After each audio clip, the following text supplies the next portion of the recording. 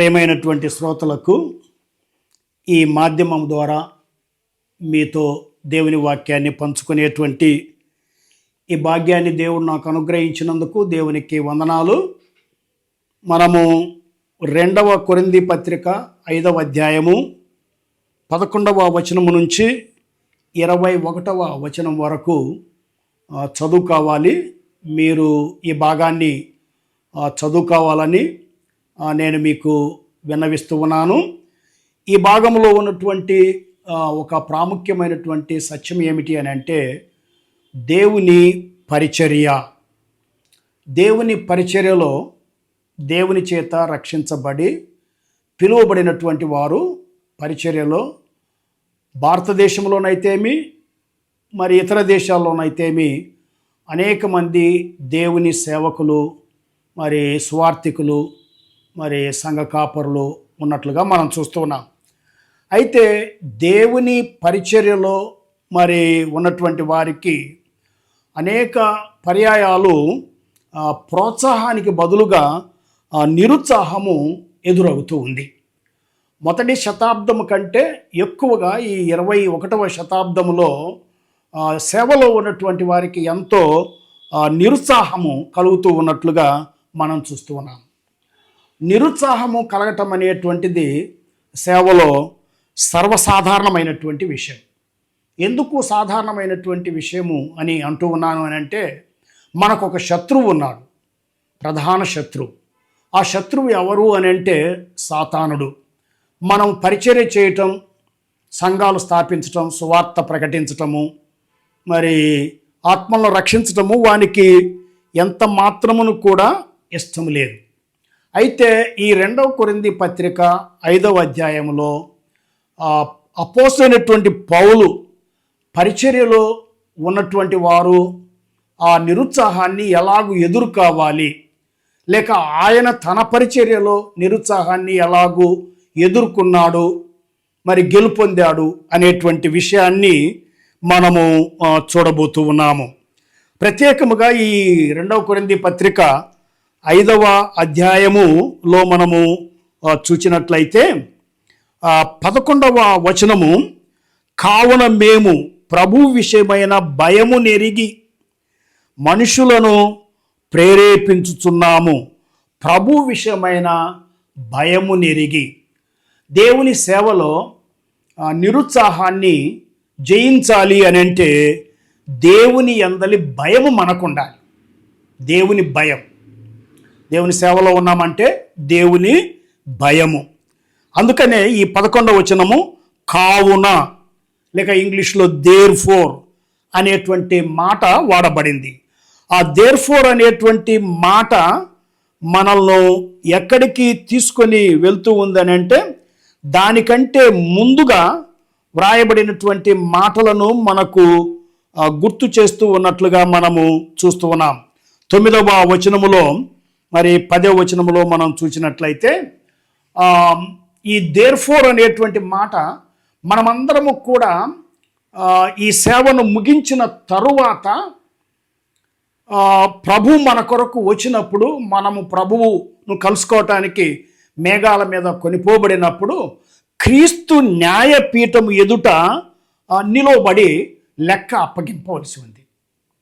అంటే మనం చేసినటువంటి సేవ అంతటికి రక్షించబడిన నాట నుండి ప్రభు దగ్గరికి చేరేంత వరకు మనం చేసినటువంటి సేవ అంతటికి, దేవుడు మనకిచ్చినటువంటి సమయానికి, దేవుడు మనకిచ్చినటువంటి డబ్బంతటికి మనము లెక్క అప్పగించవలసినటువంటి బాధ్యత మన మీద ఉన్నది.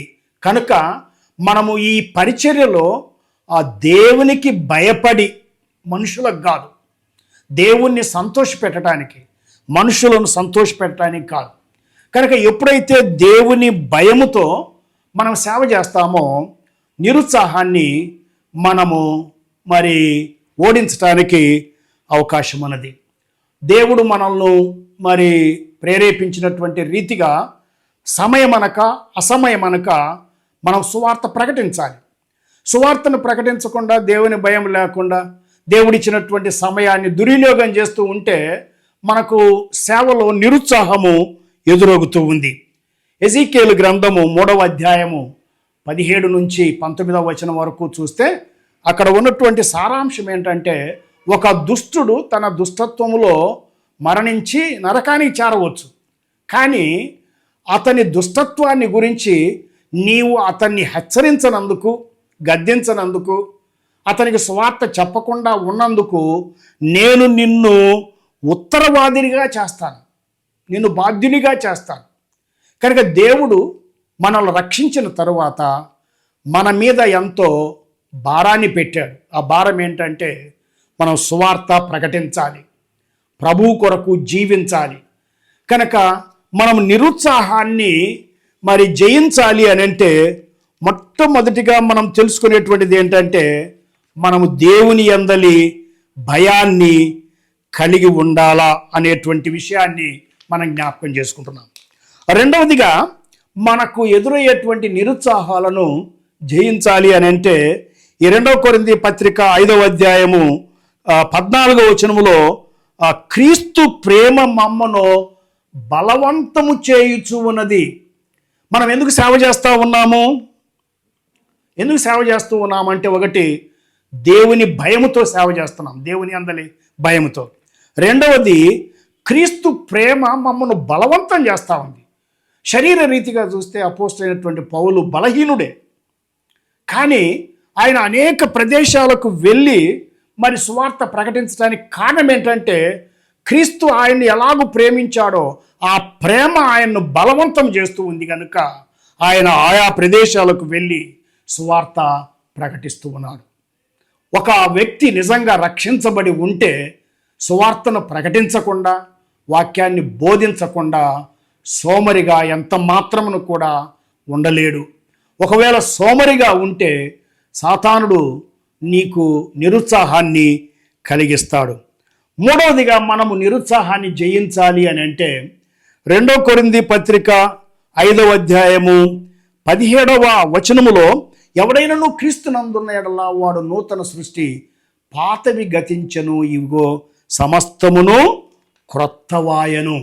ప్రియులారా, మనము నిరుత్సాహాన్ని జయించాలి అని అంటే, మన హస్తాలు, మన గృహము, మన తల, మన హృదయము మార్చబడి ఉండాలి, మార్పు చెంది ఉండాలి. మనము నూతన సృష్టి అనేటువంటి విషయాన్ని మనము ఎంత మాత్రమును కూడా మరిచిపోకూడదు.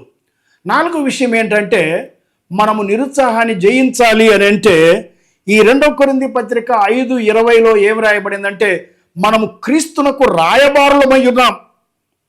మనం రాయబారులుగా ఉండటానికి పిలువబడ్డాం కనుక అది ఎంతో గొప్ప ధన్యత. కనుక ఆ ధన్యతను మనం గుర్తు చేసుకున్నప్పుడు ఎదురయ్యేటువంటి బలహీనతలు, లేక ఎదురయ్యేటువంటి నష్టాలు, నిరుత్సాహాలు, ఇవన్నీ కూడా మనము దిగమింగి ఎంతో ప్రోత్సాహంతో ముందుకు సాగటానికి అవకాశము ఉన్నది. మనము రాయబారులం, we are the ambassadors of Christ. అంత మాత్రమే కాకుండా మనము నిరుత్సాహాన్ని జయించడానికి 5వ విషయం ఏంటంటే, ఈ 2 కొరింథీ పత్రిక 5:19లో, మనము దేవుని గృహములో గృహ నిర్వాహకులము. దేవుని గృహములో మనము గృహ నిర్వాహకులము అంటే, ఈ సువార్త ప్రకటించేటువంటి పనిని మనకు దేవుడు అప్పగించాడు, లేక సంఘాన్ని కాచేటువంటి పనిని దేవుడు అప్పగించాడు, లేక ఇంకొక రీతిగా చెప్పాలి అని అంటే, పరిచర్యను దేవుడు మనకు అప్పగించాడు. అప్పగించబడినటువంటి పరిచర్య, గాడ్ గివెన్ మినిస్ట్రీ. మనము గృహ నిర్వాహకులము, దేవుని గృహములో నమ్మకముగా ఉండాలి అనేటువంటి విషయాన్ని మనం జ్ఞాపకం చేసుకుంటున్నాం. 1 దెస్సలోనికయులకు రాసిన పత్రిక 2:4లో కూడా, సువార్త మాకు అప్పగించుటకు యోగ్యులమని దేవుని వలన ఎంచబడిన వారమై, సువార్తను మాకు అప్పగించుటకు యోగ్యులమని దేవుని చేత అప్పగించబడిన వారమై, దేవుడు మనల్ని యోగ్యులనుగా ఎంచి ఈ సువార్తను మనకు అప్పగించాడు. చూడండి ప్రియులారా, ఈ సువార్తను ప్రకటించేటువంటి ఈ యొక్క భారాన్ని, బాధ్యతను దేవుడు దేవదూతలకు అప్పగించలేదు, కానీ ఆయన మరణాన్ని గెలిచి తిరిగి లేచిన తరువాత మీరు సర్వలోకమునకు వెళ్ళి సమస్త జనులను నా శిష్యులునుగా చేయండి. నమ్మిన వారికి తండ్రి కుమార పరిశుద్ధాత్మ నామములో బాప్తిసం ఇయ్యండి. కనుక ఈ పనిని, ఈ సువార్తను ప్రకటించేటువంటి ఈ భారాన్ని ఆయన మనుషులమైనటువంటి మనకు అప్పగించాడు, విశ్వాసులమైనటువంటి మనకు అప్పగించాడు. కనుక సువార్తను ప్రకటించకపోతే అది మనకు శ్రమ. ఈ భారాన్ని ప్రభువే మన మీద పెట్టాడు. యోహాను సువార్త 15:16లో ఏం చెప్పబడిందంటే, మీరు నన్ను ఏర్పాటు చేసుకోలేదు, నేను మిమ్మను ఏర్పాటు చేసుకొని ఈ భూలోకంలో ఫలించాలని మిమ్మను పంపించాను. కనుక దేవుని సేవలో ఉన్నటువంటి సేవకులారా, మరి మీ జీవితంలో ఒకవేళ నిరుత్సాహాన్ని ఎదుర్కొంటూ ఉంటే పరీక్షించుకొనండి. నిరుత్సాహాన్ని మనం జయించి ఆత్మల పట్ల ఆవేదనను మనం కలిగి ఉండేటట్లుగా దేవునికి ప్రార్థన చేద్దాం. దేవుని యొక్క సేవలో ప్రోత్సాహంగా ముందుకు సాగాలి అని అంటే మనకి ఏముండాలి? దేవుని భయం ఉండాలి. రెండవది ఏముండాలి? దేవుడు మనల్ని ప్రేమించాడు, మనం ప్రేమించలేదు, ఆయన మొదట మనల్ని ప్రేమించాడు. మూడవదిగా మనము నూతన సృష్టిగా చేయబడ్డాము, మనము క్రీస్తు రాయబారులముగా పిలువబడ్డాము.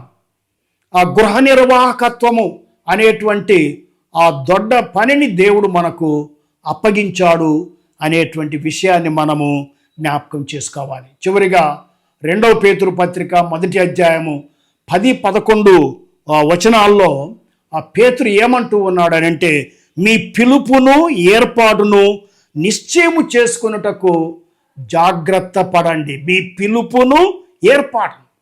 కనుక ఎప్పుడైతే దేవుడు మనల్ని పిలిచాడు, ఎప్పుడైతే దేవుడు మనకు ఈ భారాన్ని అప్పగించాడు, ఎప్పుడైతే మనము ఆయనకు రాయబారులము, మనము గృహ నిర్వాహకులము అని గుర్తించుకుంటామో, ఆ దేవుని భయం మనకు ఉంటుందో, దేవునికి లెక్క అప్పజెప్పాలా అనేటువంటి విషయాన్ని ఎప్పుడైతే మనము జ్ఞాపకం ఉంచుకుంటామో, అప్పుడు నిరుత్సాహాన్ని జయించి ఉత్సాహముతో దేవుని సేవలో కొనసాగటానికి అవకాశం ఉన్నది. ఈ విషయాన్ని మీరు ఇంకా లోతుగా ఆలోచించి ప్రార్థించి, మరి ఈ యొక్క నిరుత్సాహాన్ని జయించి ప్రభువు యొక్క మహిమ కొరకు ఈ నూతన సంవత్సరం అంతట్లో కూడా ముందుకు సాగాలని మిమ్మల్ని హెచ్చరిస్తూ ఈ మాటలు ముగిస్తూ ఉన్నాను. దేవుడు మిమ్మను బహుగా దీవించి ఆశీర్వదించునుగాక. ఆమేన్.